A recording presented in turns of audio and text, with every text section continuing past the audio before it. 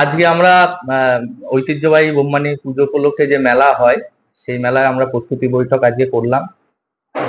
অনেক রকম কাজ থাকে, সেগুলো কিভাবে করতে হবে এবং প্রশাসনিক দিক থেকে অনেক কাজ আমাদের থাকে, সেগুলো কিভাবে করব। এবং দূর দূরান্ত থেকে প্রচুর মানুষ আসে এই মেলা। অনেক পুরনো ঐতিহ্যবাহী মেলা, যেটা গাছ মেলা নামে পরিচিত।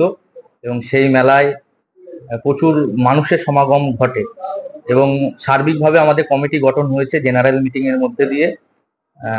আমাদের সেই নতুন কমিটি তাদের প্রস্তুতি বৈঠক আজকে সম্পূর্ণ করলো এবং লাইট মাইক প্যান্ডেল থেকে শুরু করে এবং প্রশাসনিক যে যে কাজগুলো আমাদের করার দরকার সেগুলো আমরা আজকে আলোচনার মাধ্যমে ঠিক করলাম।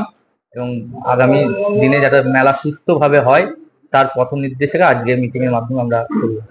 কত তারিখ থেকে মেলা শুরু হবে? 17 তারিখ থেকে 17ই আগস্ট থেকে শুরু হবে। মেলা চলবে মূলত 5 দিন মেলা চলে।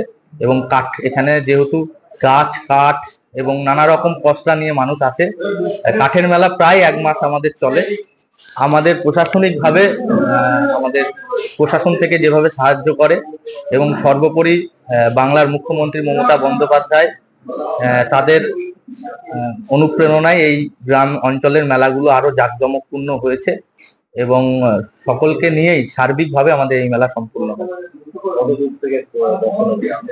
আপনি ধরুন এদিকে বর্ধমান জেলা, নদিয়া জেলা, মুর্শিদাবাদ জেলা, 3-4টে জেলার মানুষ এখানে আছে। কথিত আছে এই মেলাতে চাঁদ সওদাগর প্রথম যখন ডিঙি উল্টে গেছিল এই মন্দিরেই মনসা দেবীর পুজো দিয়েছিলেন। তাই এই মেলার আকর্ষণ প্রচুর প্রচুর ভক্ত সমাগমের এখানে ভিড় হয়। দূর দূরান্ত থেকে মানুষ এই মেলায় উপস্থিত হয়।